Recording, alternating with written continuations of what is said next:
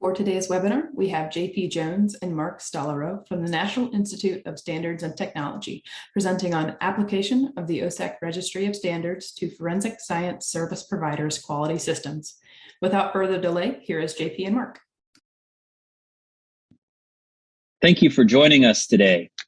My name is John Paul Jones, also known as JP Jones, and I work at the National Institute of Standards and Technology in Gaithersburg, Maryland, as the program manager of the OSAC program. And today, joining me on this presentation will be Mark Stollerow, who is a contractor with NIST, and he supports the OSAC program. Mark was the former director of the OSAC program before he retired and moved to helping us with, as a contractor, to implement standards and to support standards implementation in the forensic science community. So both of us are happy to join you today and glad you could join us to hear a little bit more about OSAC.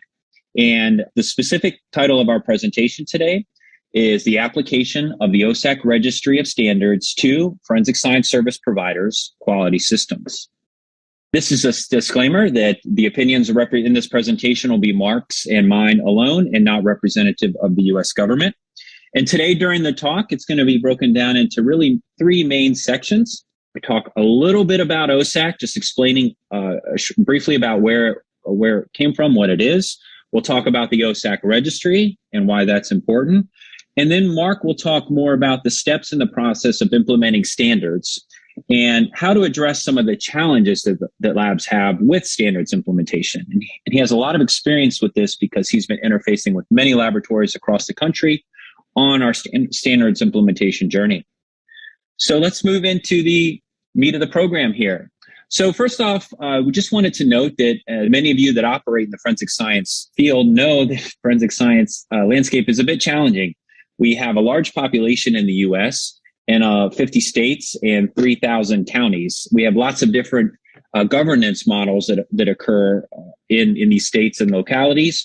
And so there is lots of forensic science stakeholders involved in all of these different areas. With 409 crime labs, 18,000 law enforcement agencies, 2,400 medical examiner and coroner offices, 2,300 prosecuting offices, and 1,000 public defender offices, there are many different points of view and interests in forensic science and its standards. And also to note, the United States does not have one single forensic science owner that regulates our industry. And the vast majority of forensic science work is done in the state and local arena. And they are not regulated or controlled by the U.S. federal government. So I'm not going to jump too much into this. Most of you from the ASCLD side are very familiar with issues in forensic science and the fact that the National Academies pointed out some of those issues back in 2009. Here's just a note that there is a tie into here to the lack of standards within and between disciplines. They noted that. And that's part of what OSAC is trying to address. Again, for those of you that have been in the field for a while, you're probably aware of OSAC and its origin. But real quickly, we have the 2009 NAS report. And then in 2013, the NIST and the U.S. Department of Justice signed an MOU to start working on a variety of these topic areas. NIST formally announced the creation of OSAC in 2014. We began meeting in 2015 and been running ever since. We operated a slightly revised structure in October of 2020 and have been rolling under that structure ever since. So that's our brief history. Now into what does the actual OSAC do? Well, the main mission from OSAC is really to do two things. We foster the development of technically sound forensic science standards, paper documents that sort of govern the way things are done in laboratories. And we also do the secondary piece, which is encourage widespread implementation of those standards throughout the forensic science community. And that's more of Mark's sweet spot that he'll address a little bit later today. So the OSAC structure, we do have a governing board, which is the Forensic Science Standards Board. ASCLD does have a position on this, and Ray Wickenheiser is currently the representative for ASCLD that sits on our board, and he's currently the chair of the Forensic Science Standards Board. They oversee the overall operations of OSAC, and then we have 7 scientific area committees, which is sort of the colored donut there around the circle, where we group like subcommittees or similar subcommittees into these content areas. And then we have the 22 subcommittees, which are really the workhorse of forensic science standards development in OSAC. And we have one for pretty much every forensic science discipline that exists. And then we have some resource task groups that help support and provide additional horsepower on upgrading standards as they're being developed and being reviewed. And these folks, each subcommittee should have a member of the human factors, a legal rep, a quality rep, and a statistician. And they work together both on the subcommittees and in task groups where they contemplate a variety of issues and provide support to OSAC. So a brief snapshot of OSAC is we have about 800 people between members and affiliates working in OSAC, and these are all volunteers. And there's only few paid staff like myself and the other members of the OSAC program office that run OSAC that are dedicated to running the organization. Everyone else is employed by their normal employer and volunteer their time to support this effort. We have about 20% of the reps in OSAC is being federal, and then state and locals make up about 40% of the members in OSAC. And then we have academic, private sector also represented as well. And then on the job classification side, we have a strong representation by practitioners with 51%. And then you all more on the lab director side and quality assurance side, we have 11% of those as members of OSAC as well. And then we have researchers and educators and a variety of other groups in there too. So like I was saying, we have lots of practitioners, researchers, and we have reps from the private sector and professional societies all working in OSAC. And they have expertise in the specific forensic science disciplines that they work on, or the more general side, they have scientific research or measurement science expertise or statistics or law and policy. So we have lots of diverse group of folks operating here. And there's three things that OSAC does and two that we do not do. And I'd like to touch on those real briefly. So OSAC, we do facilitate the development of forensic science standards. And we often try to use the formal standards developing organization process. So pretty much all the work products coming out of OSAC on the standard side go to a formal SDO, Standards Developing Organization. We also have the ability to evaluate published standards from that SDO to determine if they are placed on the OSAC registry. We have, since our OSAC 2.0 launch about 18 months ago, we've also given ourselves permission in OSAC to take some of our drafted work products, which we call OSAC proposed work products that are being approved to be sent to an SDO. We are allowed to also put them on the OSAC registry and promote their adoption as well, because they've gone through a very strong and rigorous process like SDO documents have before they even leave OSAC. So we have both of those types of documents on our registry and we're promoting their use.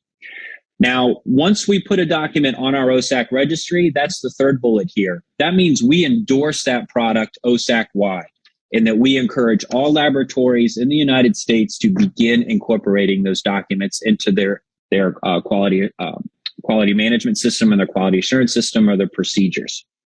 So that's our trigger to say, hey, community, please adopt these standards, and we start promoting them. The two things that we do not do is that we do not publish our own standards. Ultimately, we want every document that comes through OSAC to be published by a formal SDO, and we do not have the authority to enforce standards. So we're not the audit police. We don't go in and check if you've incorporated something correctly or not. That's not our role. Our role is mainly, like I said, on the development and the encouraging of implementation side. So now let's look at a standard that many of you are familiar with, and I'm going to use this to help talk about the framework here of where OSAC operates and where our targets are, what we're focusing on in OSAC. So we have ISO 17025, as many of you know, is the general requirements for the competence of testing and calibration laboratories. This 38-page document is a pretty generic document that's targeted at laboratories worldwide. It was not written for forensic science laboratories.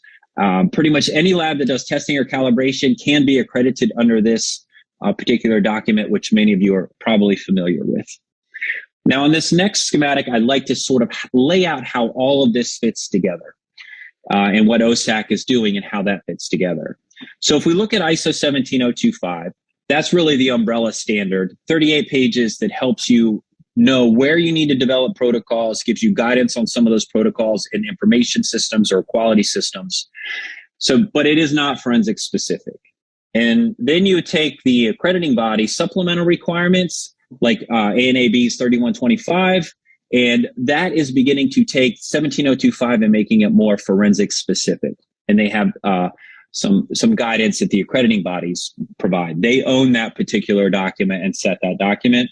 For those of you that run DNA laboratories, there's the FBI's quality assurance standards, which if you're accessing INDIS, National DNA Indexing System, you're very familiar with this and you're audited against these during your 17025 audits usually. The FBI owns this and they have the statutory authority to maintain and to issue this particular standard. Where OSAC is really focusing is below all of that. We're very much in the discipline-specific area, DNA, digital, anthro, drugs, firearms, very discipline-specific. We're talking education requirements, competency requirements, procedures, protocols for actually doing work. Very granular is where OSAC's focus is. And so that's just short of showing how everything fits together. Now let's talk a little bit about the OSAC Registry. The OSAC Registry is where we house all the documents that have passed our rigorous review. And in short, it's kind of like the good housekeeping seal of approval. It means this is a great document. You should implement it into your OSAC, into your laboratory's operations. That's really what the registry stands for. So right now, we have 78 documents on the OSAC Registry. 68 are published documents from an SDO. 10 of those are OSAC proposed documents that we've drafted, went through a rigorous review process, and they have now been sent to an SDO for further development. And the reason we actually do this is because it may take 1 to 3 years to get a standard through a formal consensus process at an SDO. And we believe that these technically strong documents should be implemented now. And this gives the community more lead time to know about standards that are coming down the pipeline. So we're encouraging the adoption of these documents while that standard is sort of baking at the SDO. That's why we do.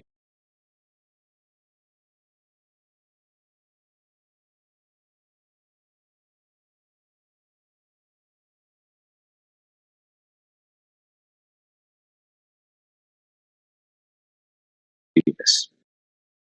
The registry has grown over time. As I said, it takes a while to get standards through the formal SDO process.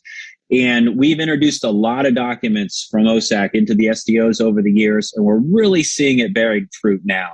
So we're up to 72 standards as of this past September, and we're adding plenty more during this year. So we're really excited with the growth of the registry. And just so you know about the number of documents sort of working their way through the pipeline, we will have, as of today, when we're recording this, we're actually putting 80 standards. We just noted that there's going to be a couple more added. So there's going to be 80 standards placed on the OSAC registry. And that's an increase of 2 over the slide I just had. We have 87 standards that have been published by an SDO that are eligible for placement on the registry. So those are going to be working their way through the system. We have 122 standards that we've sent from OSAC to an SDO to go through their process, and 158 still baking inside of OSAC. So lots of work products working their way through the system, ultimately to the OSAC registry, where we encourage your institutions to incorporate them. So I did want to touch on really 2 standards today, just to let you have a little bit more understanding of what's on the registry and how they could impact your quality systems that you're currently managing. So here is ASB 20. It's a DNA standard, and it really does 3 things. It's a standard for doing internal validations for DNA mixtures, and then using those conducting those internal validations and using them to inform your protocol development. And this also has a last step in it called the verification of a laboratory's mixture interpretation protocol. And what the little nuance here is, I just want to address that one topic, is that after you've set up your protocols for mixture interpretation in a DNA laboratory, you run a separate set of samples that were not part of the initial validation through the system, and that will basically help you understand if the system is working correctly on these independent samples. And also you should have more than one analyst, so several analysts in your laboratory system do this so that you know that your laboratory analysts are interpreting the protocols similarly across the entire organization. So this is more of an added step that wasn't done in the past, but the community that built this document thought it was important. So just one particular aspect of a DNA standard that's on the registry. Now I'm going to go through just a few slides on another very important standard that's on the registry that was published by ASTM. And this is targeting your overall training program in your particular laboratory. So this is standard practice ASTM E2917-19, which this talks about practitioner training, continuing education, and professional development. This one was placed on our OSAC registry in 2019. And I just want to talk about a couple provisions in here, again, to give you some flavor of the standards and how they might impact your quality system. So in this particular document, they have several helpful terms that are defined that might be useful for your overall training program. They define competency in this standard as the demonstration that a forensic science practitioner has acquired and demonstrated specialized KSAs, knowledge, skills, and abilities, and the standard practices necessary to conduct examinations in a discipline or category of testing prior to performing independent casework. And then in this particular standard, they go on and further define knowledge, skills, and ability down below. So these two particular provisions might be helpful for you wanting to anchor your standards program on the provisions in this standard, but also the definitions that they use. And now to tie this out with two more slides, I wanted to highlight that in this standard, they also indicate that you should have discipline-specific training items, but you shall have a core training element as well. And in that core training element that your examiners are exposed to, they need to learn more about legal issues, and they've highlighted various areas in here that you should touch on. Another important aspect of human factors issues that you should be training your individuals on. And the human factors issues cover the whole gamut of human factors, not just cognitive bias that we hear about mostly in crime labs and research. So we thought that's a very important thing to share with you. And then the final piece, just wanted to give you a heads up. This does have some resource implications for managers. In here, there's a provision that says the annual average of at least 16 hours of continuing education or professional development shall be obtained by all forensic science practitioners over a 3-year period. Now, there was some flexibility built in here because this is requiring managers to allow their examiners to have 16 hours of training about every year. Now, in theory, you could do nothing for 2 years and do 48 in the 3rd year and still meet this provision, but that's not the target. It's more meant to be spacing it out over 16 hours per year. And that's what they were trying to get at when they were devising the standard. So that's just a little bit about two standards that are on the registry. And now I'd like to shift to the next part of the presentation where Mark will talk about implementing standards on the OSAC registry. Next up, Mark. Thank you, JP. I enjoyed your presentation. I'm learning a lot of new things every time I hear you talk. For those of you who are in the audience, I'm sorry that I'm not here personally to see your faces because I know many of you, and it's been very enjoyable in this new position that I have with OSAC of interacting with laboratory managers. Some of you are ASCLD members, and those who are quality managers and not ASCLD members who may be listening to this webinar. It's a joy for me to have an opportunity to speak to you today about something near and dear to our hearts, which is standards development and, for my portion, standards implementation. Standards implementation is really where the rubber meets the road. It's great that we've produced 80 standards as of today, which have made it to the OSAC registry. And the most important thing that JP mentioned is not only the development of high quality standards, but also successfully implementing those standards or being compliant with those standards that appear on the OSAC registry. And I'm here today to talk to you about what the value proposition is, why implementing standards on the OSAC registry imparts quality improvements and value to your laboratory, and also to address some of the frequent questions that we get with regard to challenges that you may face in the process of implementing standards that appear on the OSAC registry. The benefits that we have are pretty obvious to those of you who are ASCLD members and attending this webinar, but basically we're looking for a means of improving consistency both within and across disciplines and across jurisdictions. We can improve the impact of admissibility and expert testimony in courts of law, especially now that they're modifying Federal Evidence Rule 702. One of the issues is to make sure that there's no exaggeration in reports and testimony.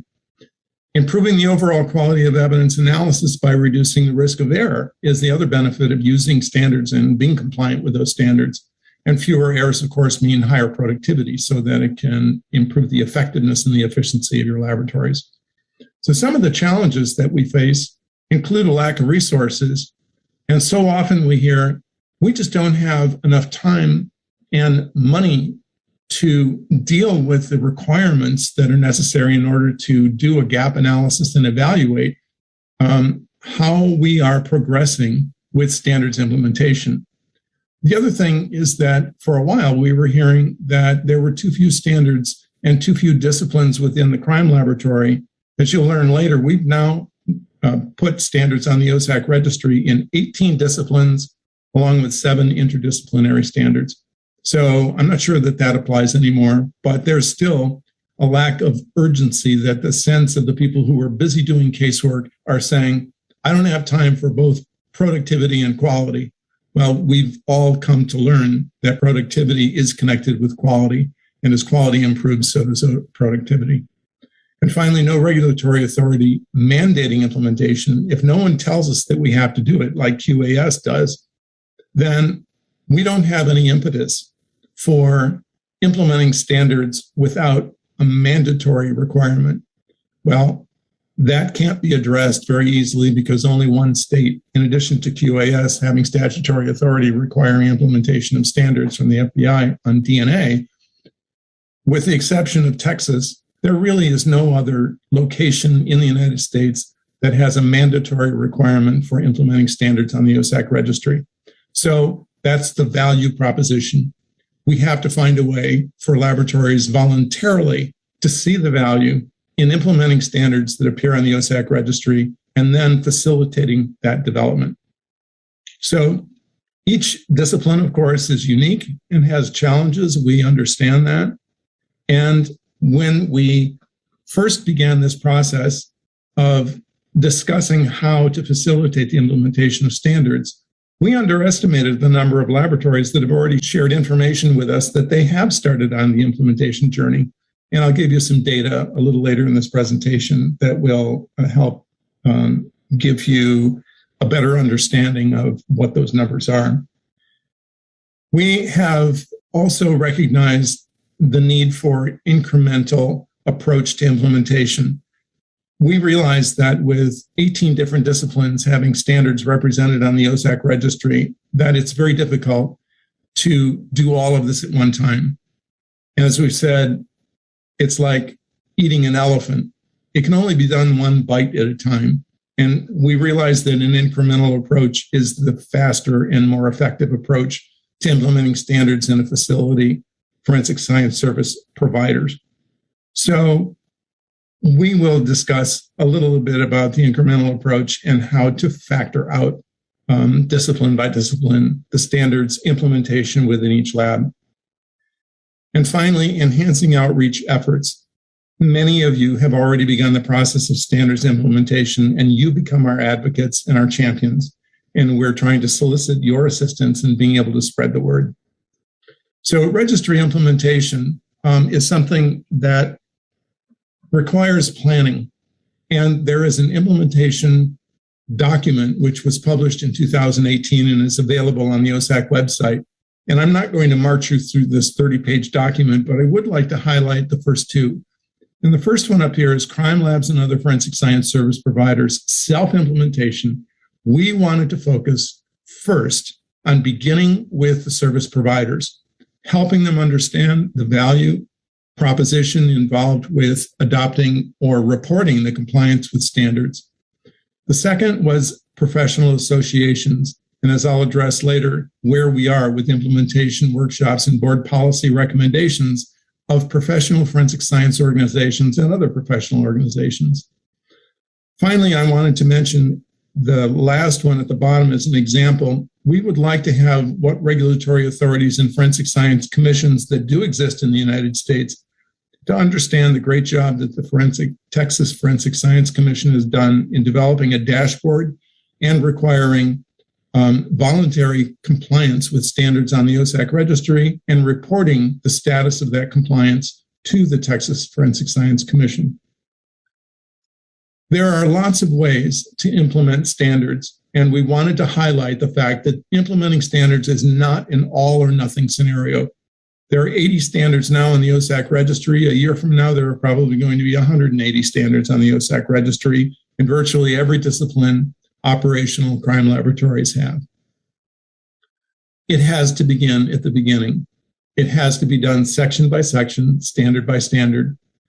Different standards exist on the registry that address the same topic, and that overlap is also going to create conflict or confusion for those who are not familiar with the standards. And finally, some labs may not implement a standard in its entirety. They may not even have that discipline in their laboratory. That's okay. Labs should pick and choose to implement standards or portion of standards that are best for their own situation. Later, I'll be showing you the how-to guide or where to find it on the OSAC website so that you can see a detailed step-by-step process of how to begin the process of implementing standards. We've added tools to the OSAC website. One that is very popular is the frequently asked questions. There are 16 FAQs, and I have a couple of examples here.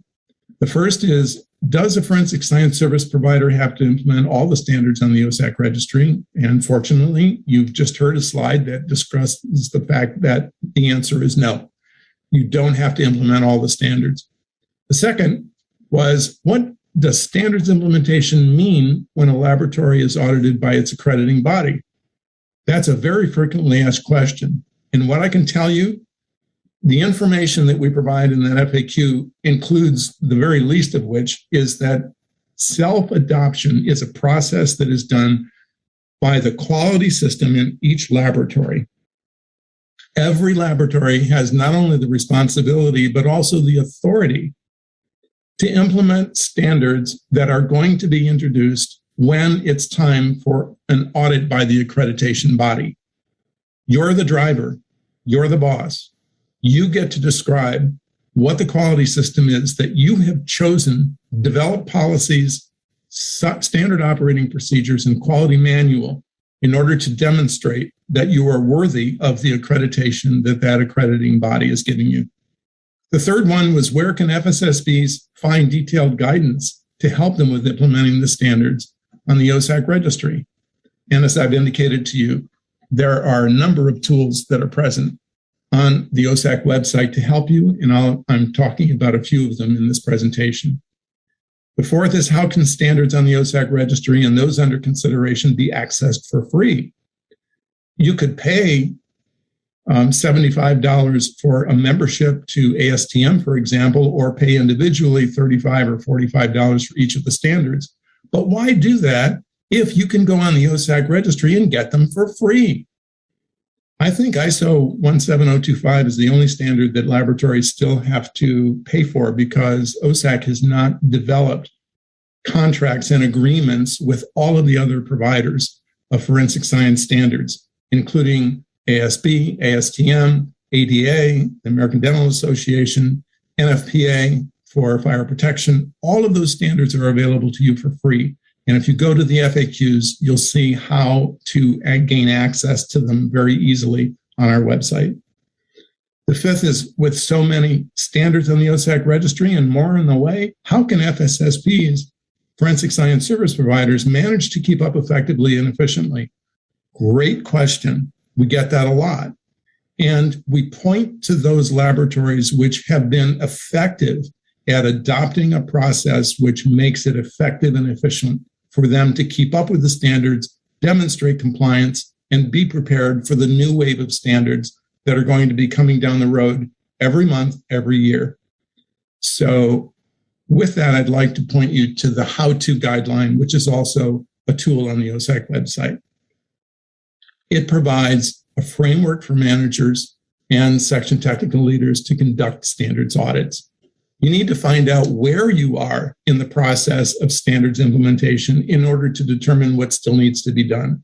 So we provide guidance for conducting gap analysis of standards within each discipline in the facility that you're working in. How to mitigate the gaps which you have identified in the audit, one section at a time. What happens when you don't have an instrument, you don't have the training, you have something which allows partial compliance, but perhaps not full compliance? Well, we need to understand first how to define what partial versus full compliance is, and to provide the guidance for your laboratory to understand whether you are far enough along to be able to say that you are partially compliant with a standard, or you don't feel you have reached that point yet. How to write a risk analysis to help justify the decision not to implement a standard in its entirety. So that gives you an opportunity to show your auditing body during the assessment that you have addressed why you have a partially compliant standard in your laboratory, because you have a written risk analysis in your books, in your quality manual, that will explain where you are and what the decision was that justifies partial implementation. And finally, how to incorporate standards review into the facility. Most laboratories do this on an annual basis. So when they are doing this on an annual basis, it means that they have an opportunity to look at the standards on the OSAC registry at least once a year. And if you've sent us a declaration form that I'll be talking about later, telling us what the status is of standards on the OSAC registry being incorporated partially or fully, or not being implemented at all, that you can send us a declaration form that can be renewed on an annual basis. When you're preparing for the facility's annual quality audit, you can also look at the standards on the OSAC registry, record it, and report it to us. There are other work products that we don't have time to address during this presentation by JP and I today, but you will benefit in having access to the bibliographic references on our OSAC website. There are interlaboratory comparisons, process maps, research and development needs, reference documents, standards development maps, technical guidance documents, a number of webinars, presentations, and training videos that you can access freely on our website, along with the OSAC lexicon and the result of our surveys. The OSAC Standards Implementation Declaration is simply a form that lists all of the standards on the OSAC registry, currently 80 of them, and checkboxes in 5 columns: fully implemented, partially implemented, not yet implemented, or undecided whether you're even going to implement a standard, will not implement a standard, which means in a particular section, you have that section in your laboratory, you do that analysis, but you will not implement that standard, or not applicable. And there is a checkbox right here next to the cursor, which shows you that if you have a section, which is a large section, and none of them are applicable because you don't have that discipline in your laboratory, you can just check this box, which says not applicable for every standard in that discipline. Once you have sent us a declaration form, we send you this handsome certificate, which is an OSAC implementer certificate recognizing your laboratory for implementing standards on the OSAC registry. It's a one-off certificate. We only send you one because we don't list the standards that are here. So you can send us updated declaration forms, but you'll only have one certificate. The other value of that certificate is that in addition to having being recognized by the National Institute of Standards and Technology for being an implementer of OSAC standards, we also have an opportunity for you to make a news announcement or a press announcement. And of the 79 registry implementation declarations that we've received to date and made awards of an implementer certificate, 56 of them have already released press announcements that is favorable public relations for your laboratory. And who doesn't like favorable public relations for their laboratory? Having said that, I just wanted to give you a little insight as to the number of registry implementation declarations that have been received to date as of the date of this recording. It will be another month before this is seen in a webinar, and perhaps we'll have another 10 between now and then. I'll keep my fingers crossed. But as you can see, there's a wide spectrum of federal, state, local, private, and university laboratories and international laboratories represented already among those laboratories that have been given implementer certificate awards. As I mentioned, the public relations, some of the examples are listed here with the Forensic Science Center in Houston, the Texas Forensic Science Commission making an announcement that all crime laboratories accredited to perform forensic analysis in the state of Texas voluntarily adopt the standards listed in the OSAC Registry. And another example on the right-hand side of the Wisconsin State Crime Labs, who adopted in July of 2021 and sent us a declaration form and were awarded a certificate. They also had a wonderful coverage in press announcements and media releases that followed their award of the implementer certificate. We have professional forensic science organizations, which are all members of the Forensic Science Standards Board. These 7 organizations have posted policy and position statements in support of registry implementation that is in the OSAC registry. So we're very pleased with having completed that goal by today, and the individual policy statements are available on the OSAC website. We also have an implementation survey, which is an annual survey. And of those surveys that we sent out last year, we had 155 responses with more than 140 laboratories that have indicated that they are implementing standards on the OSAC registry. Of those, 2 examples that I wanted to bring to your attention. One is validation of DNA in the laboratories that participated. There are 80, as you can see, that said that they are not applicable because they very well may not have a DNA section. But for those that reported, we have 48 who have either partially or fully implemented ANSI ASB 20.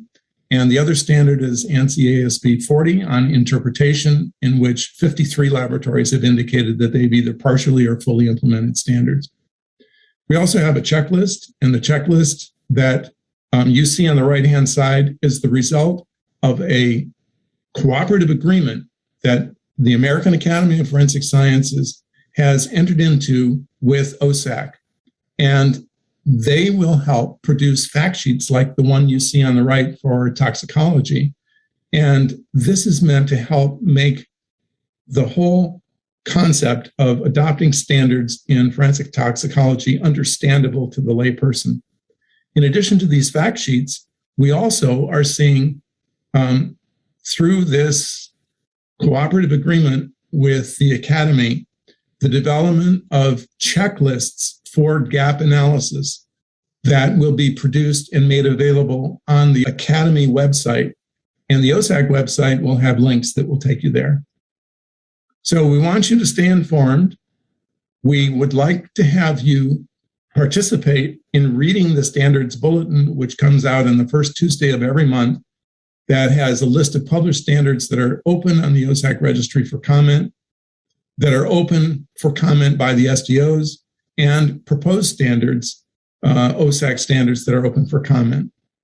We give you the opportunity to sign up online by going to the OSAC website and clicking on the entry for your email address, and you will be sent standards bulletins for free.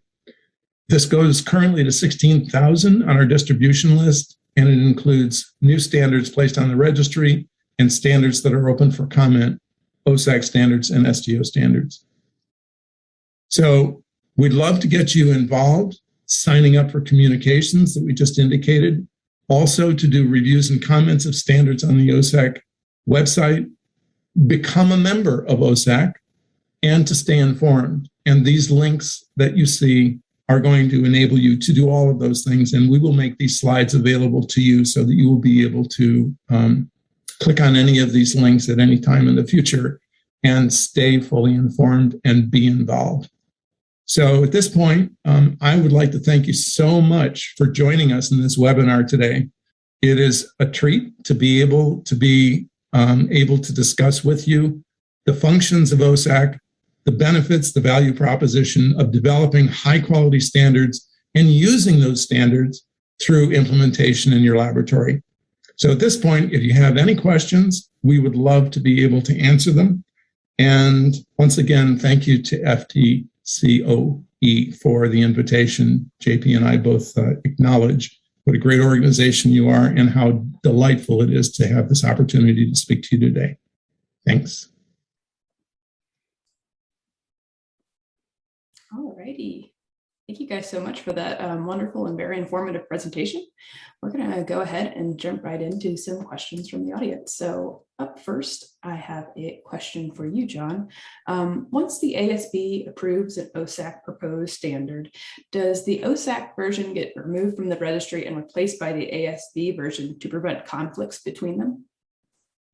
That's the design of the system. So ultimately, we want to say yes, and that's where we're designing, the system is designed for. However, when the ASB standard is published, the OSAC subcommittee that originally drafted the document will complete a technical review of that document to see if it still conforms with what they wanted and if it's technically rigorous enough to be placed on the OSAC registry. Usually that will be yes, but there is a check that occurs because things do change when they're in an SDO.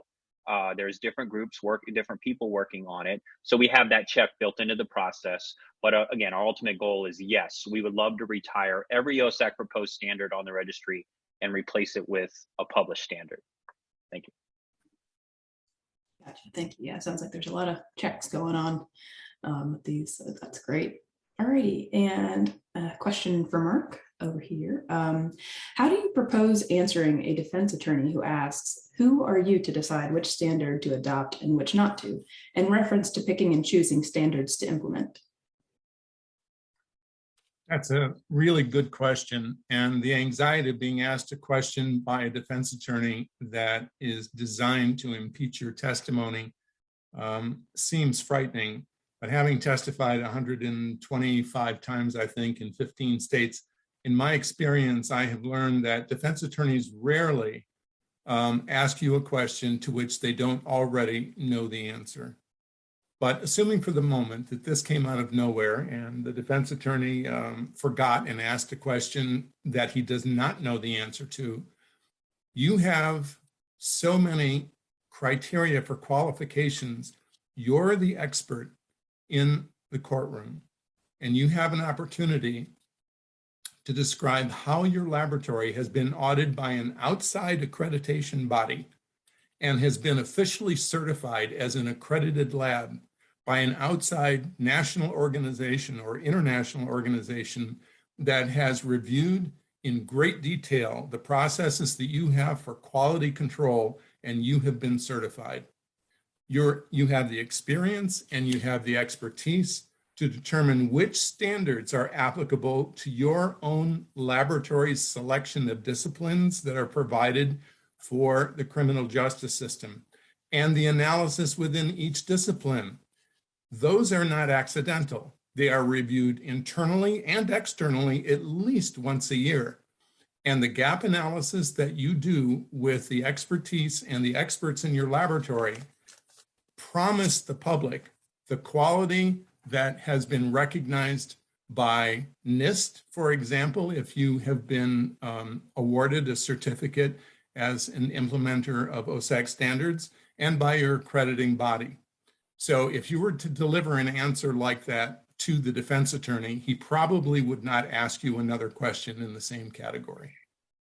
And let me jump in on that too. If the defense counsel had a interesting question, if that was written by an attorney, on the organization side, since NIST is a non-regulatory agency, that translates down into OSAC as well, since OSAC is a NIST administered program.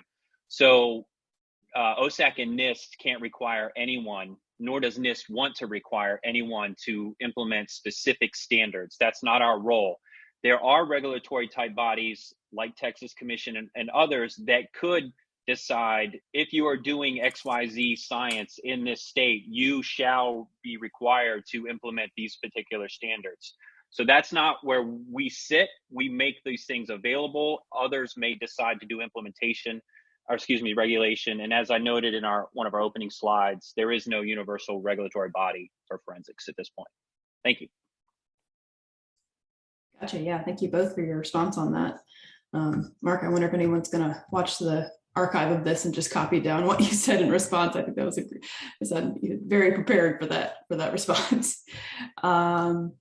All right, I have another question for Mark, and yeah, JP, feel free to jump in as well. But can OSAC accredit or provide guidance for international laboratories? I'd like to answer that question. By the way, that's a very good question. We do get requests from international laboratories.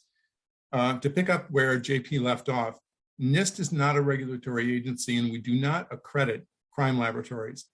Having said that, we hope that we do get participation from international laboratories who submit to us declaration forms to inform us of which standards their laboratory has implemented. And in return, we will send them the certificate recognizing their implementation of standards on the OSAC registry. That, again, is not a mandatory feat, and we are happy voluntarily to get declaration forms. To date, we have one laboratory in Canada, that's a wildlife laboratory in Ontario, and in Costa Rica, the national laboratory in Costa Rica that has been awarded certificates, implementer certificates from OSAC, and we're delighted to have them. My understanding is that there are other international laboratories that are considering submitting a declaration form to us, and the more the merrier. We're always happy to receive them from international labs. And let me take a little bit of a tangent off that since the international concept was brought up. With one of the international labs that we were working with in particular, we put them in touch with their national standards bodies. So standards are kind of done a little bit differently in foreign countries than they are in the US. We leverage the private sector a lot in the United States, and many of the foreign countries have national standards bodies or government sort of run standards activities. So one of the concepts is that we kind of got the lab talking with their national standards body, and they could consider taking some of the standards from the registry and having them recognized as national standards of that country if they chose to do so. So there is a way to have that happen. And if any international labs are on and want to email me, we can talk about that if they want to go down that pathway. Thanks. Thank you there for this, for that insight. And I feel like the international capabilities is a great chance for collaboration and all of that. So it's awesome. Question for JP.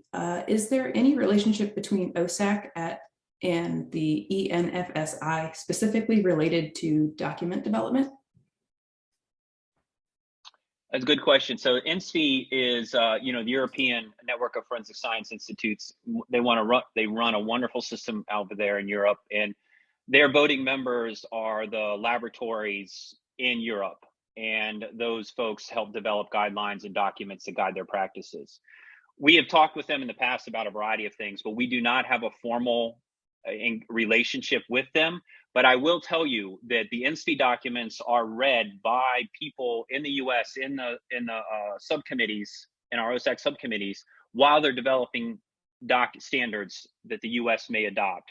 So why reinvent something from scratch if the Europeans are leaning forward on that particular item? So just because we don't have a formal relationship with them doesn't mean that the content that they've drafted is not influencing us in the United States. Also, we do have some international affiliates coming over from Europe to interface with our subcommittees, both in person, once we start back to in-person meetings, but routinely virtually. So we are leveraging their knowledge base, and I mean, they're great over there. So can't say enough positive about the NSFI. Thank you. That's great. Thank you for your answer there. Alrighty, I'm going to toss it back over to you, Mark. We had a question come in. Will apps create fact sheets for ASTM standards? And then Sarah Carrington commented, we are developing fact sheets for multiple SDOs, but would you like to add anything on to that? Yes, I'd like to repeat the question first.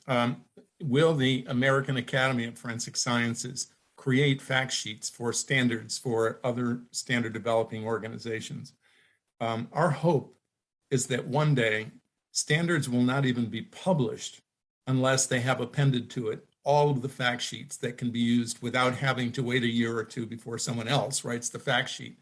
But having said that, we have an arrangement, a cooperative agreement, in which we are expecting deliverables from the American Academy of Forensic Sciences that include fact sheets. And yes, they're fact sheets for ASB, for ASTM, for NFPA, for ADA, for all of, and for ISO for that matter. We are hoping that these fact sheets are going to provide the kind of layperson description and information that will help any laboratory conduct a gap analysis for a standard that they currently do not have fact sheets for.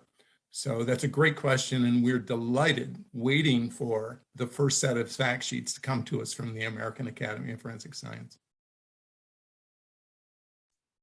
Yeah, thank you for your answer there. And like as a communication specialist, there's great value in fact sheets and condensing how much information you guys are trying to share. That's a great vector for all of that information. I'm gonna toss it back over here to you, JP. Why did OSAC decide to post OSAC proposed standards on the OSAC registry? It's a good question. We started this about 18 months ago, and we gave ourselves permission to do this essentially by adjusting our governing documents. And the reason was that it does take a long time to get a standard through the formal consensus process at an SDO. And at NIST, we're okay with that. We do realize that standards take a long time, good standards to be made. But what we were wanting to do is to bring the standardization to market faster while the actual document was fully baking in the SDO to be published as a formal standard. So we take the OSAC proposed standards that have gone through a very rigorous process inside of OSAC and that have been approved to be placed on our registry, make them available, encourage adoption of them, while that same document is being refined in the SDO. And like I said in the presentation, it can take between 1 and 3 years, and in some disciplines longer before they come out. So we want to institute change in the industry as fast as possible. And we felt that we put a rigorous enough process in place to allow us to put these somewhat draft documents on our registry. So thanks. Gotcha. Yeah, that makes sense. These things do, to be wholly accurate and as effective as possible, take time. All right, another question came in from the audience for you, JP. Can OSAC review an organization's technical contributions prior to it being submitted to a standards body? So can OSAC review an organization? I'm not sure if I understand. Let me see. Can you repeat that one more time? Sure. Can OSAC review an organization's technical contributions prior to it being submitted to a standards body? So we don't necessarily review organizations. We review standards that, so I guess on our side, we would take documents that are developed inside of OSAC, review their technical rigor before we send it over to an SDO, standards developing organization for activities, for formal publishing. So we don't really perform reviews of organizations. Now, if there is an organization that's developed standards or documents that they want us to view and to consider for placement on our OSAC registry, which might be a little bit of a tangent on that question, we do have some process checks that we look for in how they built the document. And those process checks are aligned with something called ANSI's essential requirements for standards development, and includes like, was a document built in an open process? Did it have a balance of interest of stakeholders when putting it together? and that kind of thing. So if there is a group out there that has a document that they want to have considered for placement on the OSAC registry, if it's a standard or guideline or something like that, we have a way to review their procedures that they use to create that specific document to decide if it meets our process requirements. And then we can evaluate the technical rigor of the document as a secondary item to see if we place it on our registry. So that might have been where the commenter was going. Gotcha. Yeah, thank you for filling us in there. So standards on standards. All right, and bring this back over to you, Mark. After forensic science service providers submit OSAC registry standards implementation declaration forms to OSAC, how often should they update them after new standards are added to the registry? That's a remarkably intelligent question. And I want to recognize you for having whoever wrote that question. Remember that every report that we receive from a laboratory about the implementation of standards in their laboratory is a snapshot. It will be different next week, next month, next year. It's a dynamic process. We keep putting new standards on the registry, and laboratories keep evaluating new standards in their facility. As we said earlier, the certificate recognizing implementation is a once-in-a-lifetime event because we don't list the standards on the certificate. Once you have begun the process, we recognize you. But in order for the laboratory to decide how often they should be reviewing new standards on the OSAC registry, what has come to pass, rather than a recommendation from OSAC, I would like to share with you the recommendations that have come from some of our leading laboratories who have already embraced standards on the OSAC registry and received certificates.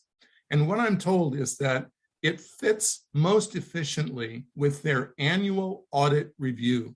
Their laboratory is doing an annual audit review every year internally for their quality system. And if they marry the standards that are on the OSAC registry for review on an annual basis, it fits in like a hand with a glove.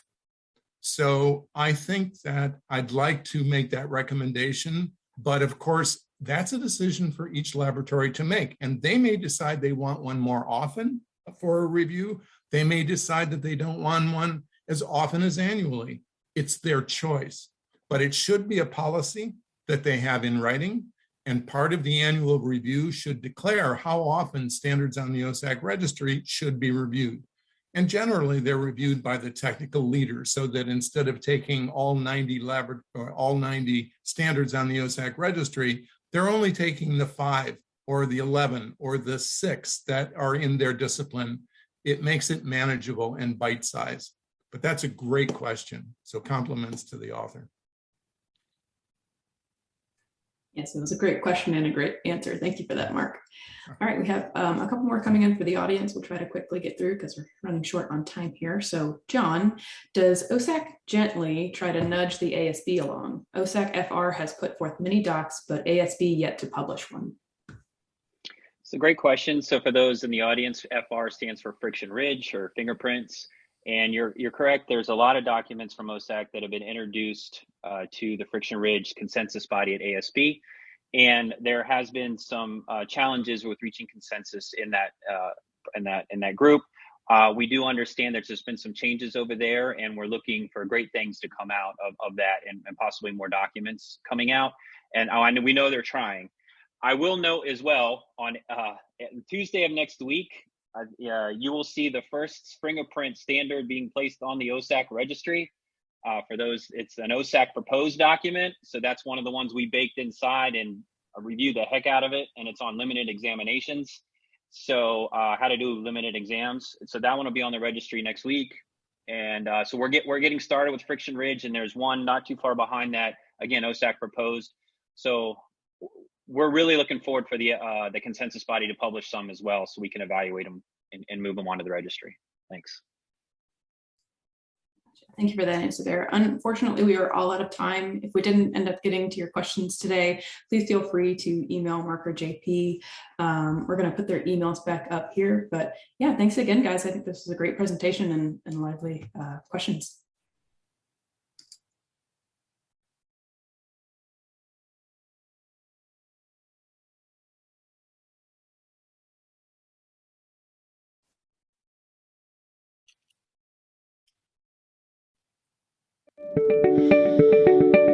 Before you leave today's webinar, please participate in our short 5-minute survey. Simply click the checkbox icon directly above the chat to access the audience feedback survey for today's event. Your feedback is critical information that helps us improve our webinars and continue providing the best experience possible. We would greatly appreciate it. Lastly, across the top of the live stream window are links to our social media profiles, including Twitter, LinkedIn, and Facebook. There is also a link to the FDCOE website, the Just Science podcast, and the FDCOE newsletter registration. Like, follow, or subscribe to stay up to date with everything the FDCOE is doing in support of the forensic community. Thank you again for attending, and we hope everyone has a great day.